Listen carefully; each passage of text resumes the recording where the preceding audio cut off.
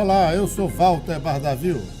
Eu sou Alfredo Marques. Hoje, quinta-feira, 14 de janeiro de 2016, você tem mais um encontro marcado com a gente na reprise às 18h30, logo após o Jornal União Brasil. Confira os destaques da edição de hoje.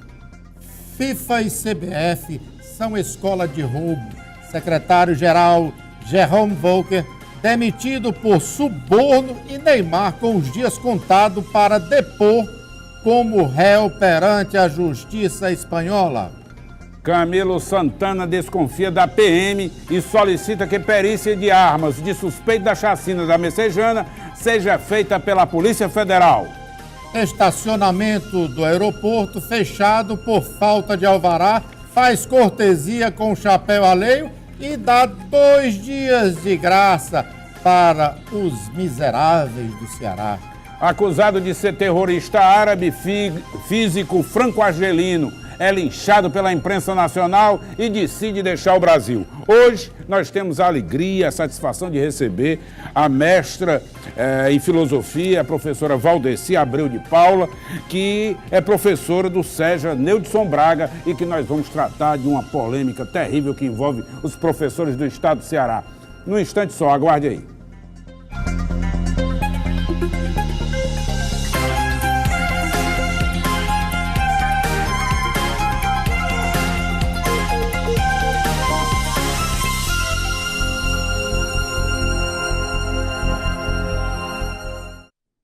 Bom, estamos de volta, como falei, hoje nós temos aqui a satisfação de contar com a participação da professora Valdeci, professora com um largo conhecimento de cátedra e com excelente formação, que ensina a alunos da Escola Pública do Estado do Ceará, como tantos e tantos outros professores, que estão atravessando momentos de muita dificuldade no que diz respeito à convivência diante de uma portaria baixada pelo governador do estado do Ceará, Camilo Santana, que quer, por fim, ou mitigar, minorar a dimensão do órgão, enfim, transferir professores, dificultar toda a existência de um projeto educacional que já existe há décadas no estado.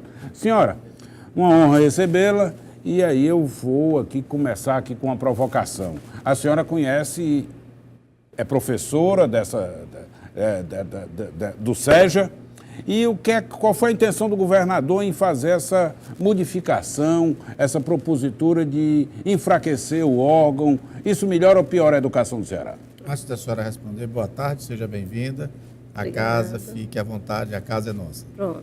Boa tarde também a todos, né, os ouvintes.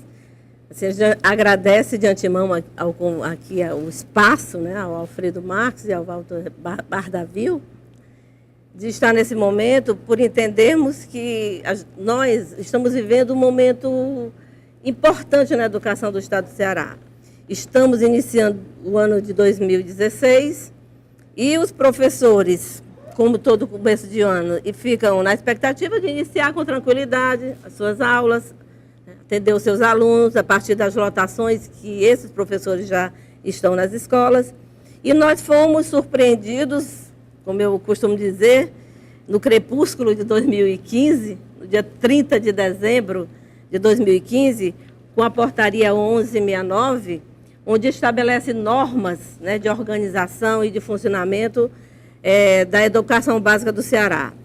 Eu estou aqui, vamos pontuar de caso mais específico, a educação de jovens e adultos, um tema bastante delicado e importantíssimo no cenário educacional brasileiro, mas quero de antemão dizer que a portaria editada pelo secretário de Educação, senhor Maurício Holanda Maia, né, secretário de Educação do governo do Estado, Camilo Santana, ela traça diretrizes para vários segmentos da educação. Educação indígena, educação especial e educação das escolas seriadas, né, os professores que fazem a grande maioria da educação, e também para a educação de jovens e adultos. No caso do estado do Ceará, existe uma organização que há décadas ela vem se construindo. A educação de jovens e adultos, nós sabemos que ela remonta à década de 70, Bom, os antigos... não estava dando certo? Por que vai mexer? O time que está ganhando se mexe? Nós temos no estado do Ceará 32 centros de educação de jovens e adultos. Funciona bem pela leitura da senhora? Funcionam bem, são centros que eles estão cumprindo uma determinação importante do artigo 37 da LDB, que diz que aqueles estudantes que não tiveram a oportunidade de estudar na idade certa, em função de uma sociedade adversa socialmente, em função de uma sociedade que os excluiu da escola, né, por eles não se sentirem acomodados em função do trabalho e de várias outras questões, e que ao longo da vida não concluíram seu ensino fundamental e seu ensino médio. Eu pergunto, senhora, quais seriam as mudanças que são consideradas radicais e que afetariam o ensino dos nossos jovens? Exatamente. Portanto, esses centros eles funcionam com duas premissas, que é justamente o que a portaria ela fere frontalmente, que são a ininterruptibilidade. Esses centros funcionam de 7 horas da manhã às 22 horas. E a formação... Tem um caráter especial, né? Especial. E a formação docente, que são professores que ministram disciplinas de acordo com a sua formação acadêmica. A portaria ela vem restringir drasticamente o número de professores lotados nesses centros.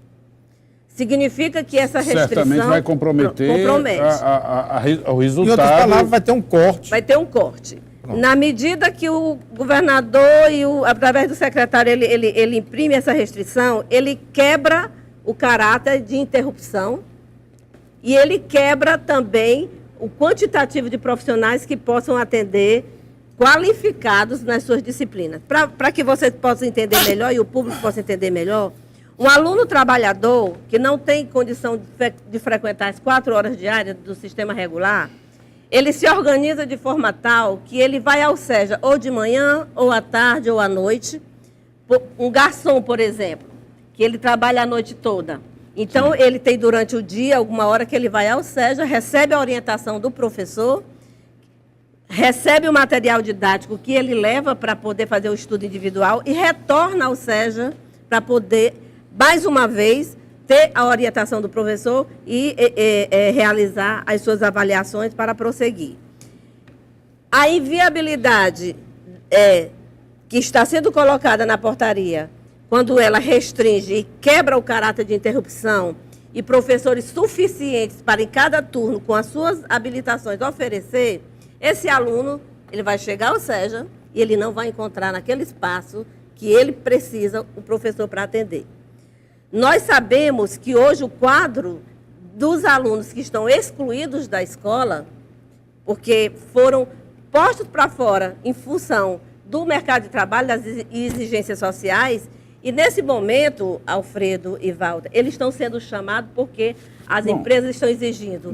Deixa-me fazer aqui uma colocação. O governo do Estado, Camilo Santana, terminando o seu primeiro ano de governo, não está prestando de serviço à educação quando resolve diminuir o tamanho dessa prestação da educação, porque, pelo que soube aqui, um professor me mandou uma mensagem agora dizendo que os professores do SEJA têm... eles se obrigam a dedicação exclusiva, se obrigam a estar a dispor da escola, tem um conceito de hora relógio que é aplicado para contabilizar o tempo da dedicação. Enfim, o Estado não tem a contrapartida dos professores e a contrapartida não é a formação de pessoas, de jovens e pessoas da terceira idade que normalmente não estariam nas escolas, não é essa a ideia? E aí eu aproveitarei e faço a segunda pergunta. E este tema, que é tão importante, foi discutido com os professores? Não. E essa, a pergunta, as duas, tem uma importância fundamental para nós entendermos a nossa questão. No caso dos professores, nós cumprimos uma hora relógio de 60 minutos. A própria LDB, ela prescreve que os professores têm uma hora-aula de 50 minutos no diurno e noturno até 45, que é o tempo que um professor ele se remaneja de uma sala para outra.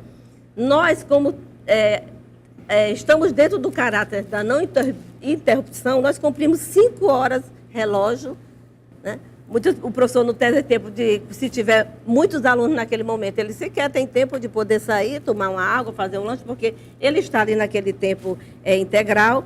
E isso é uma prerrogativa que até o momento nós estamos realizando desse jeito, mas temos como pauta para discutir com a Secretaria. A senhora tem uma formação acadêmica invejável, eu pergunto. Os professores de lá também desfrutam de uma formação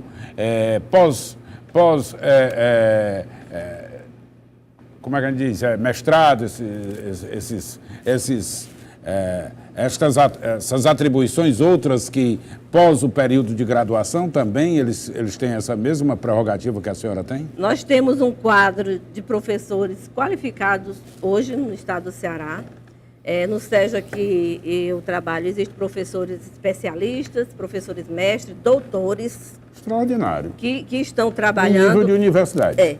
Nível universitário. E nós reivindicamos, inclusive, assim, uma discussão qualificada. É o que nós estamos tentando com o governo. O governo abriu as portas do diálogo? Pronto. Quer conversar com os professores?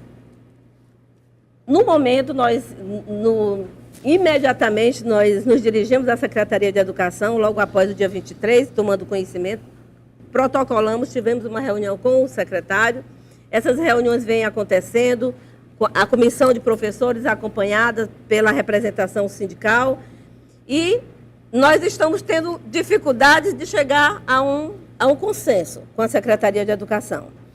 E esse debate está bem intenso, às vezes é um debate que fica mais tenso, outras vezes não, mas nós estamos tentando fazer com que o secretário entenda que nós temos esses dois princípios, que é a não interrupção do atendimento e a qualificação docente, ela é importante. Para entender esse debate, que ele é central para nós, na medida que o secretário de Educação ele reduz o quadro de professores, vai acontecer que ao aluno chegar ao Centro de Educação de Jovens e Adultos, que ele está querendo ser atendido na disciplina de filosofia, e se não tiver o professor de filosofia, esse aluno terá que ser atendido pelo professor de matemática, de história ou professor de geografia, levando em consideração a área de ciências humanas. Nós não estamos aceitando, porque os professores... Vai cair a qualidade, óbvio. E a legislação, a qualidade e a legislação. O professor, para assumir o cargo de professor, ele se submete a um concurso. O concurso é exigido desse professor uma formação específica, ele passa por todo um processo de avaliação em filosofia, história. Nós não vemos sentido que esse professor... Na verdade, o que a senhora está lutando é para que o professor dê o que tem de melhor ao seu aluno, e o governo do estado quer acabar não está querendo. Não está querendo receber o que o professor de bom grado quer dar. Não é de bom grado não, porque está sendo remunerado por isso, concursado, né, assumiu esse ônus e o ônus de bem educar. Né? Parece que o governo do estado não quer educar as pessoas. Secretário de Educação, preste atenção, secretário de Educação. Ouça seus colegas. Zero, o secretário de Educação. O secretário de Educação... Eu já vi um ministro de Educação há um tempo atrás, um ministro de Educação há um tempo atrás, mal educado. Disse um desaforo, demorou só 2 meses como ministro e foi embora. Né? Olha, professora, um prazer imenso. A senhora vai ter que voltar aqui para contar o resto da história. Eu poderia só concluir. Fique à vontade. Nós estamos encerrando esse bloco, a senhora vai fazer essa conclusão e queria dizer o seguinte, que as portas do programa do Da Hora estão abertas para a luta das professoras, dos professores do SEJA e fico aqui à disposição das senhoras, dos senhores que deem-nos informação que nós vamos acompanhar esse caso com muita atenção. Finalmente, nós queremos dizer que nós estamos discutindo com o secretário a manutenção dos professores e também a manutenção dos espaços pedagógicos das escolas, que também a portaria vem ferindo, retirando alguns espaços ou precarizando o funcionamento de alguns espaços pedagógicos, que nós queremos que eles sejam recolocados e que eles funcionem da mesma forma que eles vinham funcionando. E que essa discussão, ela não é uma discussão restrita em Fortaleza.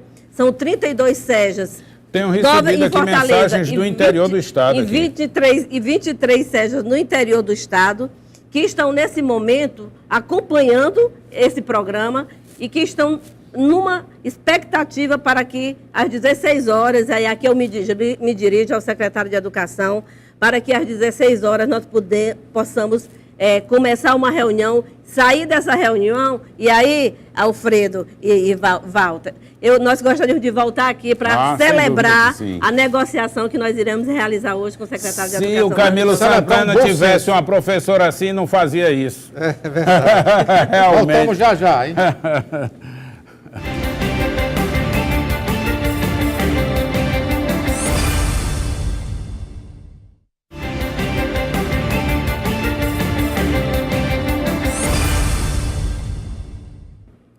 Estamos de volta e agora temos a satisfação, a alegria de contar com a participação da professora, que é historiadora e filósofa, Rafaela Cândido Lacerda, que é professora da Faculdade Católica do Ceará, que vai contribuir aqui conosco na troca de ideias políticas do cenário que envolve a nossa crônica política do programa, que trata de questões, desde as questões mais mundanas, né, até aquelas pouco republicanas que tem aí o pau de dar em doido, como diz aqui a galera, né?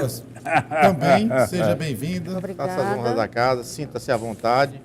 E vamos começando aí com... Professora Rafaela, a senhora que é professora, seguindo aqui a fala da professora Valdeci, eu lhe pergunto, que exemplo nós podemos dar para a juventude brasileira quando olha para um secretário-geral da FIFA, um homem milionário, um francês, foi expulso da FIFA por ato de corrupção, inclusive aqui no Brasil, na Copa do Mundo. Nós olhamos para o outro lado, vemos a maior expressão do futebol nacional, um tal de Neymar, que joga uma bolinha michuruca, diga-se de passagem. Você tem contra ele, rapaz? Não, eu estou dizendo michuruca porque nós temos uma mania de endeusar quem não faz nada, entendeu? E aí, esse rapazinho sai do Brasil numa fraude, tá? Embalada pelo clube dele aqui, o Santos, numa negociata com o Barcelona, na Espanha, e agora estão todos em vias de ir para a cadeia. O pai dele, a mãe dele e ele próprio. Uma imoralidade que não tem tamanho. Olha, nós temos justiça, nós não temos justiça no Brasil, mas por aí tem uns arremedos. A pergunta é para ela, eu sei, mas isso mostra, antes que ela responda, isso mostra o quanto o nosso futebol está em alta baixa. Em alta baixa. Eu acho que nós temos que rever muitos conceitos nossos, professor. Muitos conceitos e conceitos de formação humana. Isso, para mim, extrapola só uma questão pontual, porque o que a gente tem assistido no Brasil e no mundo, não é só no Brasil, se trata de corrupção, se pensa que é corrupção, mas não é no Brasil, é no mundo. É uma questão de formação humana. Mas antes disso, e agradecendo o espaço, eu queria só fazer uma pequena correção. É a Faculdade Católica de Fortaleza. Perdoe. Que é o antigo seminário da Prainha. Ah, tá. E eu estava aqui escutando o que era colocado pela professora Valdeci. Eu também faço parte dessa luta. Eu sou professora de um SEJA também, nós estamos nessa luta, o SEJA Paulo Freire. A senhora também tem um currículo invejável, historiadora, filósofa. E emprestar conhecimento, eu acho que é uma das tarefas mais profícuas, uma das mais que chama atenção legítimas.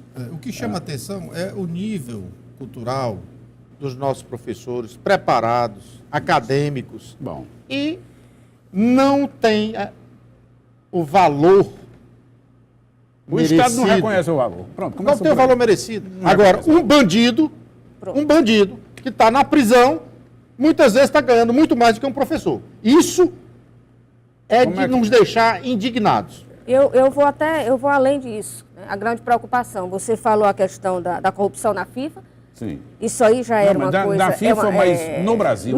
Então nós não tínhamos feito referência à FIFA no Brasil. Como é a FIFA, corrupção na Copa do Mundo de 2014. Eu espero que isso seja descortinado, que essa história de que na fronteira do Ceará uma blindagem contra a corrupção, aqui é o ladrão que tem da empreiteira, que está preso lá no Paraná, é o mesmo ladrão que andou construindo aqui no Ceará. Com certeza. Tá? E certamente a corrupção, as denúncias de corrupção vão bater na porta de muita gente aqui. É uma rede. E deve bater. É uma rede. Deve bater. Espero que bata. E a questão, quando a gente tratava aqui de educação, da falta de valorização, A gente sente, às vezes, é porque a gente não se entrega, não se cansa. Mas a gente nada contra a maré, contra governos e mais governos que não tratam a educação com aquilo que ela merece. E a gente, por trás, sabe por quê? Existe um motivo do porquê não tratar o professor bem, porquê não tratar. E, por outro lado, o endeusamento da figura de um menino desse, que para mim é um pivete desqualificado, que deve responder sim, e me preocupa mais ainda o fato das pessoas, do que a mídia faz com um rapaz desse, porque, como você diz, joga uma bolinha, porque para mim jogar um bolão é uma pessoa que trabalha... É ir para a escola, trabalhar, sustentar ter um a família, educar os filhos, esse joga um bolão. Esse para mim também joga um bolão. Esse então, joga um mim, bolão. E eu me preocupo muito, porque é esse o exemplo que a juventude quer seguir. Bom, Mas a máxima é, não se deve ensinar e nem educar para que eles não venham a reivindicar o que é bom. Claro. E existe uma máxima em muitos políticos, e ensina o que ele sabe e dá a ele o que ele tem. Quer dizer, nada. Nada. Bom, senhores, Não, vamos mudando de assunto aqui. A Ah. Polícia Federal foi convocada pelo governador Camilo Santana, o governador fez um pedido formal à Polícia Federal para que fizesse uma perícia técnica no armamento dos policiais do estado do Ceará que estão como suspeito, na condição de suspeito de terem praticado crimes na Messejana, uma Aquela chacina de que Messejana. houve na Messejana. Para mim fica evidente, no mínimo, uma situação. O governo do estado, através da sua perícia forense, tem condição de fazer a própria perícia no armamento e apontar aquelas pessoas que utilizaram a arma e nas condições que utilizaram. O governo, pelo visto, não confia na perícia forense do estado, que ele remunera, e encaminha para a Polícia Federal. Que é isso? Isso é que é perigoso. Que é isso? Isso é perigoso. Que é isso? Não, eu acho que ele está desconfiando do laudo que viesse da perícia forense, do estado que ele controla. Na verdade, o senhor secretário de Segurança tem que esclarecer o que é isso. Por que é que a polícia, a perícia forense não tem a credibilidade, a sociedade toda imagina que tenha. Quer dizer que o próprio governo do estado reconhece que não tem isenção para tratar da não matéria. confia nos próprios Como Então entender isso? órgãos dele. não pode reclamar também da população É. quando perde a confiança. Em qualquer Exatamente. investigação, vai confiar Pronto, eu como? acho, como é que vai A confiar questão em é nada? essa, vai confiar em nada? Nada. Qualquer laudo cabe questionamento, né? Que não vai ter isenção, que não tem apuro técnico. Que gera não um tem... outro problema muito maior. Eu acho que sim. E na terra da piada, pronta, aeroporto de Fortaleza, teve ontem fechado por uma determinação municipal e por falta de alvará de funcionamento. Ora, se não tem alvará, acabou essa conversa, meu irmão, não funciona. Não temos que discutir, não. Não tem negócio de papo, não. Mas aí vai ser assim, vai ser assado, vamos dar 30 dias para isso, vamos dar 30 dias para aquilo outro, mais uma benesse. 2 dias sem pagar estacionamento. Piada o negócio desse. Ninguém está precisando de esmola, não. É de que é preço justo. Preço justo, decência, tratamento com dignidade, transparência. Essa empresa, aparentemente... E documentação, não porque tem transparência. toda empresa tem que ter Foi documento, multada também tem que ter. por excesso na prática de preço alto. Foi multado e o próprio PROCON municipal, se eu salvo engano, já encaminhou para a dívida ativa. Isso já derruba a história do de graça. Não De existe graça, não tem graça. nada de graça. Quer esmola da Não empresa, existe não. graça. Faz questão de pagar. Ou a população... Mas pagar que preço justo. já pagou, Agora, né? ser extorquido, Faz não. questão de Exatamente. pagar, não tem essa justificativa, não. Bom, apenas 4 prefeituras vão fazer carnaval no nosso Ceará, abrir licitação com essa finalidade. Olha, nós estamos chegando à discussão política, a crise econômica está fazendo alguns gestores repensarem os atos, porque vai ficar claro que enquanto ele faz festa, falta um bocado de coisa, falta esparadrapo num posto de saúde, metiolate no outro, falta pneu para botar nas ambulâncias, falta maca, combustível e por aí vai, né? Isso é pedagógico, a política, discutir a política da forma que está se discutindo hoje, é pedagógico, professor? Eu acho que é necessária. Que se não seja por consciência, que seja pelo menos pela proximidade das eleições. Então, O oportunismo o oportunismo eleitoral. Se não é pela consciência, de que se não tem água, se não tem escola, se não tem hospital, se não tem estrada, para que ter carnaval? Vai se festejar o quê? Verdade. Então, que seja pela proximidade da eleição, porque, infelizmente, nós sabemos como é que a política funciona. Né? Ela atua dessa forma. Bom, o nosso tempo Nesse bloco já desse dançou? bloco já foi. Foi ligeiro demais, inclusive. Ligeiro demais. Foi ligeiro. Mas nós voltamos já com mais notícias. Até já.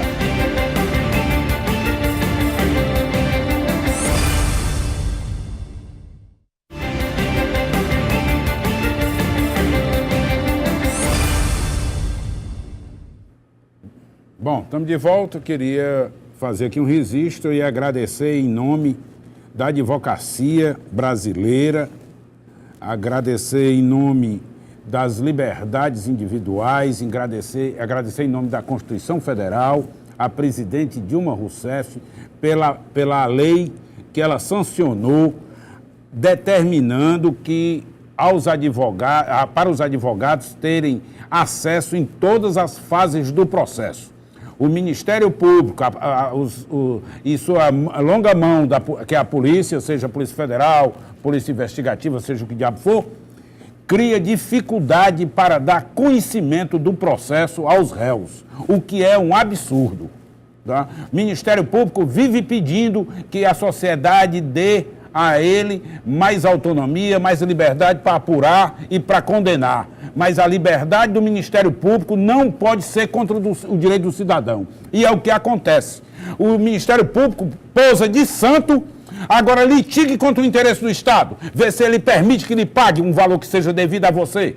Se você for discutir hoje a sua aposentadoria, do outro lado, no processo está um representante do Ministério Público para não lhe pagar e não cumprir o que a legislação manda. O Ministério Público tem dois discursos. E agora, presidente Dilma equilibra a balança da justiça. Ainda bem que não foi concedido esse direito, que o Ministério Público quer essa prerrogativa de época de Inquisição. Tá? Tomara que seja cumprido e ao advogado seja garantido o conhecimento de todo o processo, desde a sua acusação e anterior até a acusação.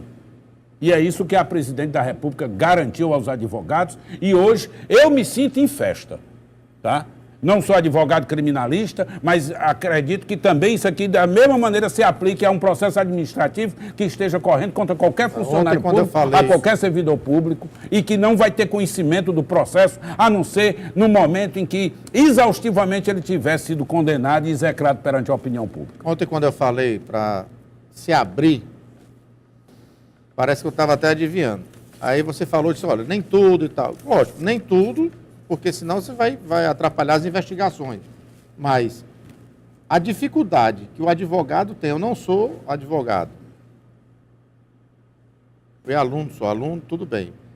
Mas doutor Alfredo, ontem esclareceu detalhes, eu sabia que existem casos e casos.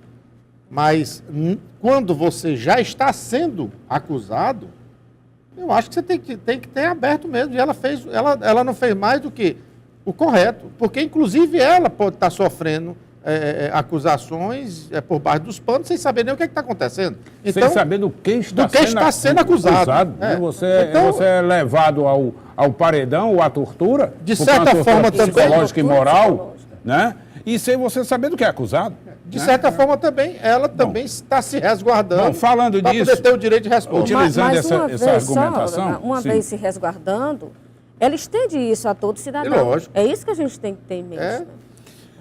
Mas é uma coisa boa, é uma coisa boa para o cidadão. Claro, outro tema me lembrou agora, o Teori Vasquez, ministro do STF, vai estar aí em tese discutindo a hipótese de fazer uma reunião dos processos que tratam do afastamento do senhor Eduardo Cunha da presidência da Câmara dos Deputados, que de fato é um vigarista e que não devia estar lá. Tá? Já devia ter saído uma imoralidade aquela situação. Se a gente quer a saída da presidente Dilma, eu estou dizendo a opinião, a grande imprensa, de um modo né, geral. tá invocando essa questão. No caso do senhor Eduardo Cunha, não há dúvida do crime que esse senhor tem praticado. E aí ele permanece. Ainda assim, ele foi reclamado do ministro da Justiça, dizendo que as conversas dele no telefone da OAS tinham vazado. O ministro da Justiça disse que estava procedendo à apuração do vazamento, que beneficiou, como sempre, a Rede Globo. A Rede Globo tem acesso a processos que as partes não têm, os advogados não têm. E a grande maioria da imprensa não tem. E a grande maioria da imprensa não tem. Existe um favorecimento direto. E cabe a apuração realmente. Também. Cabe realmente. Bom, o senhor Cunha é tido como um fator de instabilidade no governo e o ex-ministro Aldo Rebelo, que é do PCdoB, atribui ao senhor Eduardo Cunha essa crise que nós estamos passando. Ele fomenta essa crise. A senhora, como professora, a senhora acha que o Brasil, passando por essas crises que nós estamos passando, essa crise de ética, de moral, de decência, o Brasil será um país melhor? Alfredo, eu acredito que essa crise, nós não estamos passando por ela agora. Ela está aparecendo agora, de forma mais sistemática. Por inúmeras questões, até pela possibilidade de se investigar, pela possibilidade de falar, pela possibilidade de apontar o dedo até contra a própria Rede Globo. Sim. Quem era que imaginar isso? Acho que se forem fazer um raio-x ou encontrar coisas enraizadas ali... Só mostra, você vê, Big Brother, isso é uma vergonha. Isso já deveria... Olha, se tivesse censura, eu garanto que ela já seria a primeira a ser cortada, porque aquilo ali é uma destruição do núcleo familiar.